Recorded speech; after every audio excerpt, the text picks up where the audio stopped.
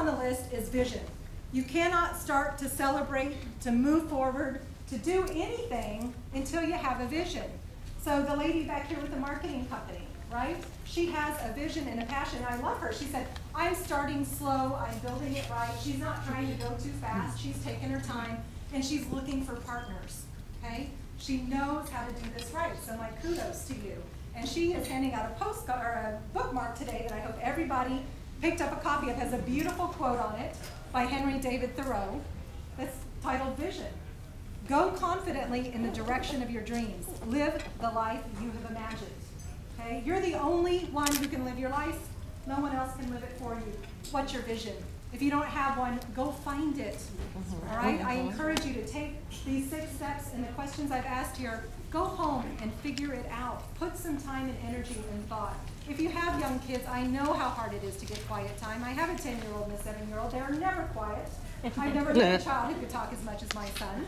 I recently had someone say he's going to be president of the United States.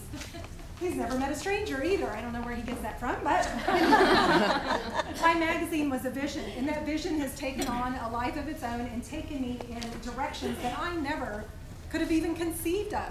Could you have imagined 30 years ago that you'd still be doing the same thing you're doing today with the same amount of success? No, maybe we can't, but we start with a seed, right? We start with a seed and it just grows. You know, the lady with the online company, love that concept. It's her baby. Listen to her talk about it. Hear the passion in the room, which is number 2 on your list, passion.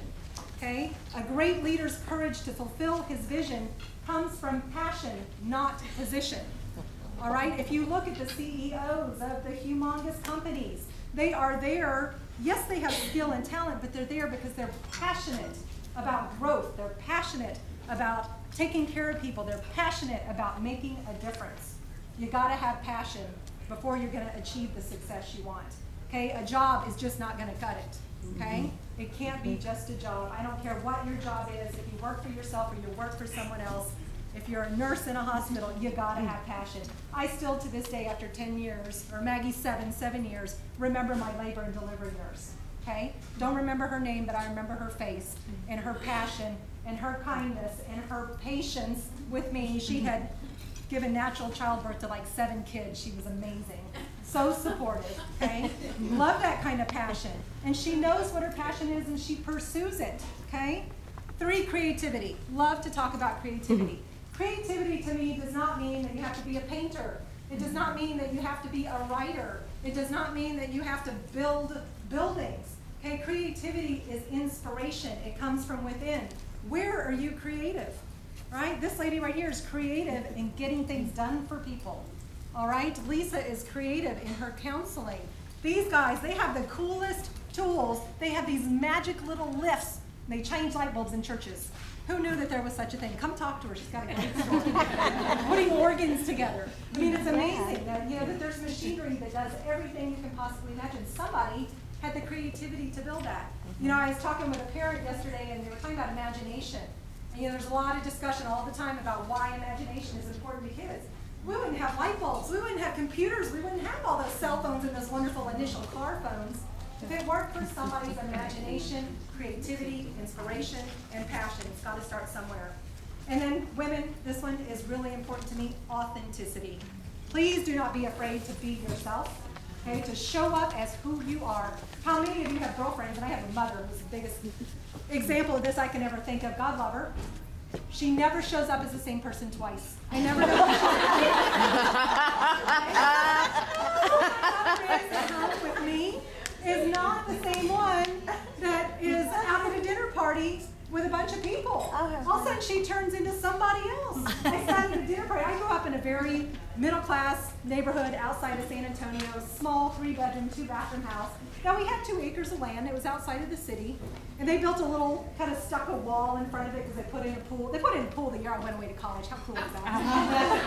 A little privacy wall. So I sat at a dinner party and listened to my mother tell this man, who happened to be very wealthy, about the estate that we grew up on. Holy moly. And my mom is brilliant. She's smart. She's creative. She's an artist. She's the best cook I've ever known. But she lacks self-esteem. She lacks courage to just show up as who she is. And guess what? When you show up as who you are, everybody follows. Everybody sees that. People know when you dissimulate. People know when you're fake. Okay? Yeah. People can see through that, women, and we do it all the time. Be who you are. You will have more friends. All right? You know, you don't have to compete with the other PTA moms who buy bigger Valentines. You don't have to spend $5,000 at the school silent auction. All right? That's all the other moms are. Right?